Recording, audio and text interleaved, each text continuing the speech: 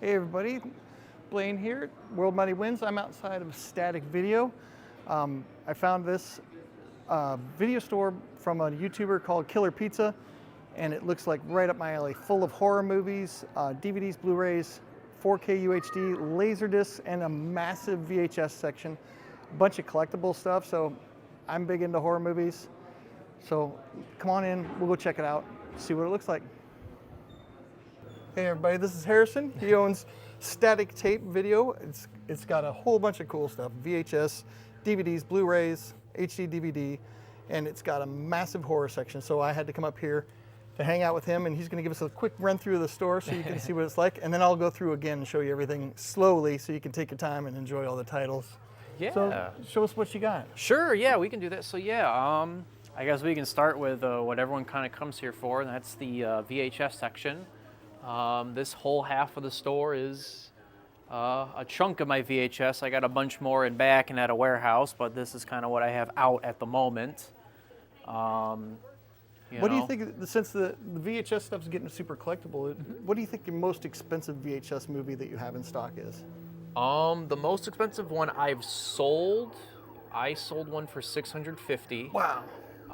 What title was that? It was Nightmare, 1981, Tom Savini special effecks right one. up my Yeah, alley. great movie. I like that one. Yeah, I had a original big box of it. Nice, gorgeous blue one. Don't find a lot in the condition I had it in. I don't find any VHS really in the condition that I had it in. It looked brand new. I was amazed by that. And a guy out of California just, within minutes of seeing it on Instagram, he messaged me right away. If there's something you want, you're paying for it. Which is what happens. Yeah, every time I post something. I've overpaid for things myself. I had to have it. I think that guy was an insane collector because, yeah, he was just like, done, 2 minutes, over. Yeah, he's like, here's the money, all good. So I was like, okay, dang. So, yeah, I've got a couple others around like that range. Oh gosh, I've got Make Them Die Slowly original box, Thriller video box that goes through a little bit, you know, stuff like that. Every now and then I get one. I had Killer Clowns like a couple times. That's a hot tape right now. Yeah.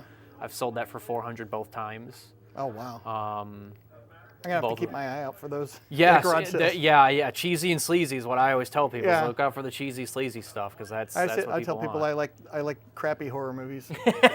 I wouldn't say well, I mean they're kind of crappy, but you know. All my friends, if they watch them, they're gonna say that's crap, and I'm like, yeah, no, this is a work of art. No, I love it. I think a lot of people do, for sure. There's definitely there's just something about the 70s, 80s, even like the 90s kind of had its own some of the feel early for a 90s bit. stuff I really like as well.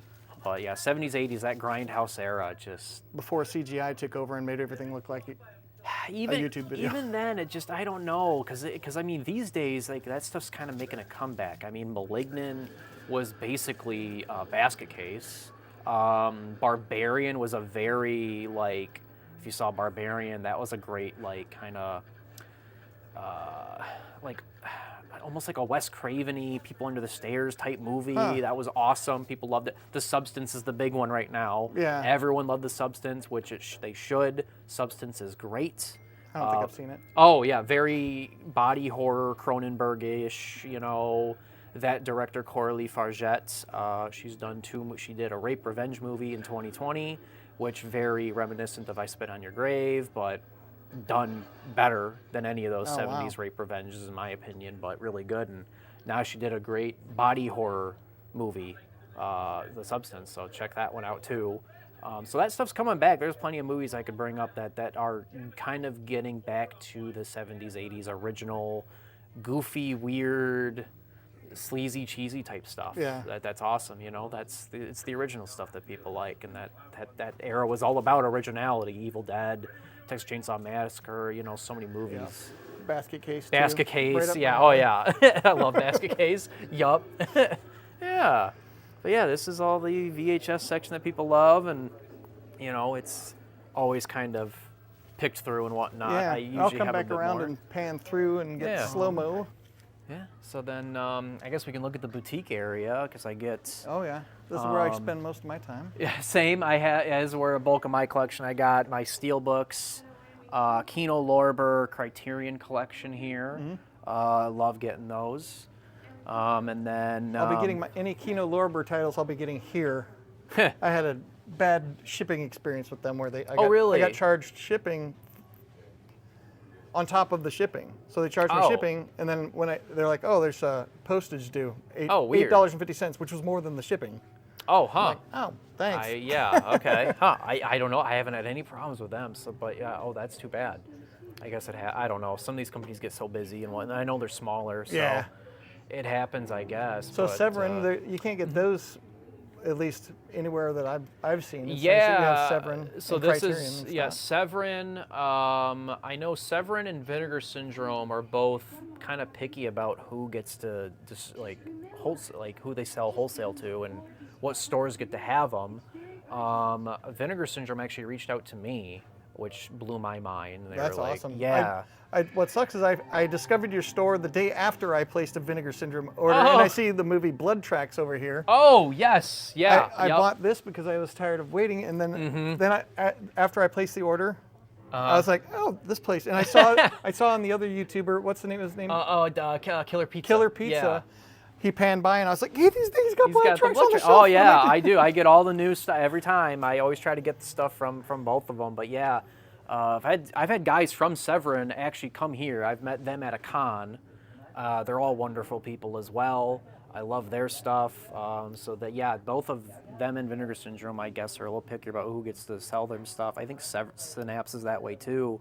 So it's super cool that they were like, yeah, you're a local video store, and here you go. You know, I'm awesome. like, wow, I guess I am a video store. Yeah. You know, sometimes I don't know. When I started, I never really thought I'd be like the video store that I grew up going into that eventually just went away. So that's just super cool to me. But yeah, they're all awesome companies. I love Shout Factory, Yeah, that's Arrow awesome. as well.